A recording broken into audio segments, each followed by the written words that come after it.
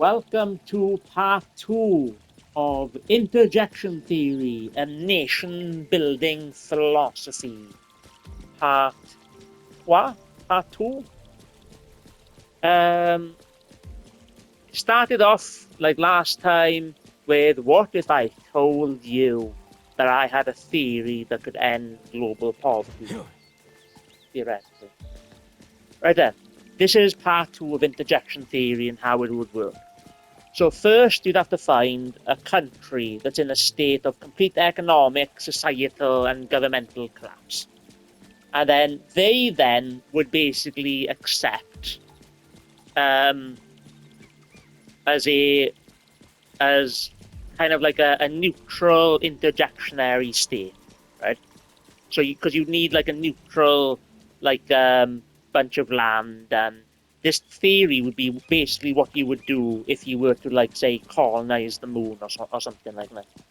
So you'd have a country in a state of economic collapse and governmental complete utter collapse.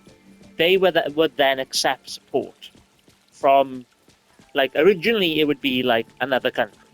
But the problem is, the reason why, what would happen would be they would accept help from another country, and then this country would essentially come in as kind of like, it's almost like an agreed upon invasion of the country.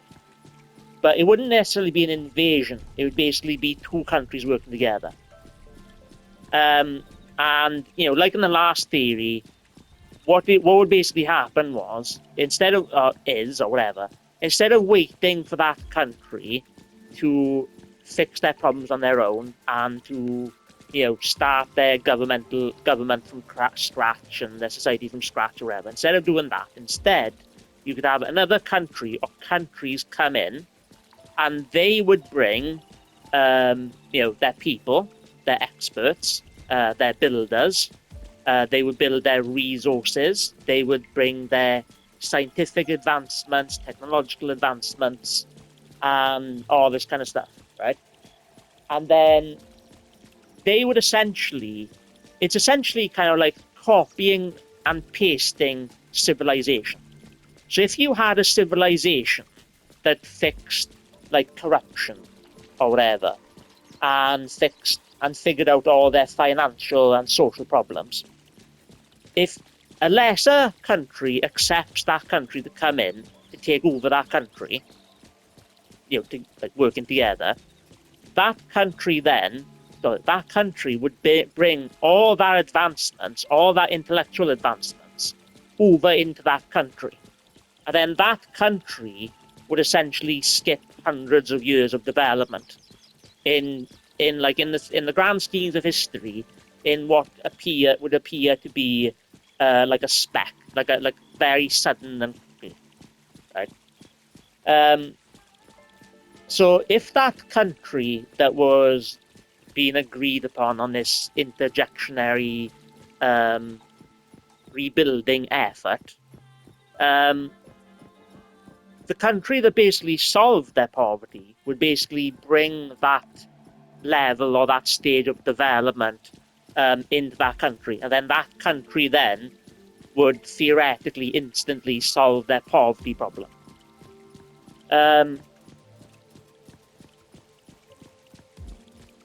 But the problem with this theory is, if you had, especially in the modern day, and by the way, this type of theory potentially the world isn't ready for, because you need to be in a state of the age of global cooperation, like I've talked about in other videos or in another video. So we might not be at this point where we can actually implement interjection theory. But the problem that you'll end up having is, like, say if you were to do in the modern day, you couldn't have just one country go into another country and start taking over it and intervening with it and basically invading it. And even if it's it's agreed upon with that country, other countries then would look at that and they would say, no, you can't do that. You can't just take over another country and gain all this land and all this kind of stuff, right? So one country trying to do this alone would cause problems and frictions with other countries. So that's where you would need an interjectionary coalition. So in an interjectionary coalition, you'd have to have multiple other countries agreeing, creating a unionship, a interjectionary cooperation, interjectionary coalition, to basically go into that country together and help build that country up. And then what that means then is you'd have more resources, you have more technological advancements, you have more intellectual advancements, more medical advancements, more, you'd have more countries bring in their resources and their development together to help build up that country. And so the reason why you need to have an interjectionary coalition and have to have multiple countries, and you'd have to have ideally you'd have to have agreement from all the different countries to be able to accept that this coalition effort, this interjectionary coalition effort, can actually go ahead and start being put into action and stuff like that. So you'd have to have a coalition of countries working together to do it, because that will prevent animosity between these other countries then, isn't it? So that's kind of like part 2 of interjection theory and how it'd be implemented. When I was creating this theory, the thing that helped me to, and the thing is, should I say the story? So there was this particular group that came into where I live, right? And they were basically riling people up about immigration. And, they weren't really telling people, why immigration exists. It's because people are fleeing corruption and oppression and stuff like that. And then, so I was more watching that happen and stuff like that. And at first I didn't care about the immigration problem. But then when I had these people, and there were different groups, there was even left, a left or neutral group, but then there were conservative groups or whatever. I started then to think about immigration, and I started to think of immigration as an actual real problem. And so I started thinking, I'm going to try and create a theory on how to solve the immigration problem. And then I basically remembered then I already created the theory. I created interjection theory a couple of years ago, or a few years ago, and this was already a few years ago. So then I was basically revisiting this interjection theory, and that's where I started to come up with these terms. I was like, well, if there's going to be this term and there's going to be this theory, it's got to have its own terminology and stuff like that, and then it's got to have to have its own names for different things, and that's where I came up with a neutral interjectionary state, where either you have a blank piece of land, like say another planet, or you'd have a country willing to accept support from an interjectionary coalition. An interjectionary coalition would be a coalition of countries working together to build up another country. You'd have interjectionary rebuilders, which the architects, the people, the builders, the plasters, the electricians, they would come in to basically build up that country's infrastructure, and basically rebuild their say that country was war torn, and all their buildings, a lot of their buildings were destroyed. The interjectionary builders would be the people that would come in with this coalition, and they would be responsible for literally building everything back up. So anyway, so I was explaining that's how I basically remembered, and that's why That's how I started like thinking about the terms and stuff like that. Um, so yeah, I was explaining the terms. I explained neutral interjectionary state, interjectionary rebuilders, or interjectionary builders. You got the interjectionary coalition. So those are the different terms and why I started creating the terms. And when you understand immigration, you can see that this could potentially, interjection theory could help solve the immigration problem, because people are fleeing other countries because of corruption, oppression, poverty, prosecution, and stuff like that. And it could be like giving the death penalty for like criminals and stuff like that. So there's all these different reasons why people are fleeing these countries. And if you were to have a country accept help,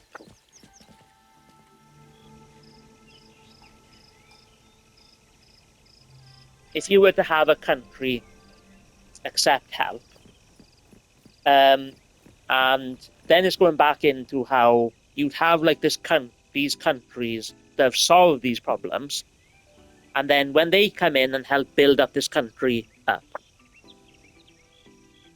that's where I'm going to go into. When what's the thing? Embassies, embassies. When you have an interjectionary coalition, they would come over to that country. Like all the countries working together would be part of the coalition. They would come over to that country, and then in that country, they will build embassies everywhere. So every country would have their own embassy.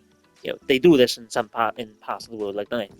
But in this interjectionary rebuilding effort, you would have to build embassies where each country can function and work from.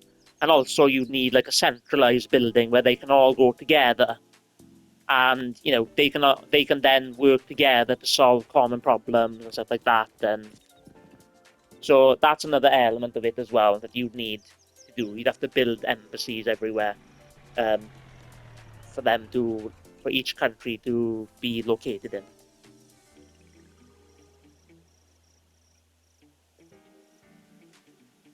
Another bit I'm thinking of as well is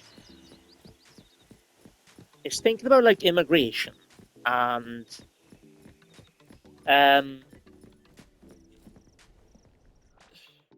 if you were to, because I was thinking about a relocation effort, and what you do is you have countries basically when you have you have countries all around the world, like a few countries that are going through poverty, corruption, and oppression, and then immigrants are fleeing those countries. These are the countries, like the countries that would be an interjectionary coalition, would be like Britain, America, France, Germany, Italy, Spain, whatever, and other countries like that, and other countries that are around the same development, and they would have been accepting the immigrants um, in from these countries that are like, because at the moment we're waiting for these countries to develop at their own pace, and that means that we can't intervene. We can't just go in to invade them against their will, because that's unethical, it's immoral, and it's frowned upon in the modern day. Um, uh,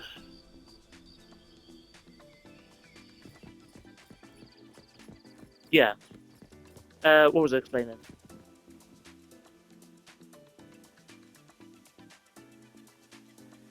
Anyway, I think I'm going to leave that as part two. And part three might be fixing the flaws and adding in the extra parts that I've missed. Because I'm really struggling to think of where I was after I went through that intellectual thought blocking incident. Um, so anyway, that's part two, going into um, how you'd implement it and things like that, kind of like very loosely. And I'm trying to make this theory on my own with no help and putting it together myself. So obviously there'd be loads of kinks to figure out that I'm not able to figure out because I'm from minimal. I'm creating this theory from minimal like expertise, from like not having um, a degree in philosophy, economics, politics. I don't have a degree in any of that stuff, so I'm building up this philosophy, this theory myself. So there's a lot of kinks. There's still stuff I want to go through, and so part 3 is going to be um, filling in the extra stuff and explaining the extra stuff. If you go on this far in the video, thank you so much for listening to this video and getting this far. Please like the video. Please like the video. Like, subscribe, share the video, hype the video. Most importantly is like and subscribe if you want to see more philosophy, theory, nation building, divine theory, what theologianism, mental health, or whatever. Yeah, so please like and subscribe. Thanks so much for watching this video. I appreciate you very much. Thank you. Stay tuned for part 3.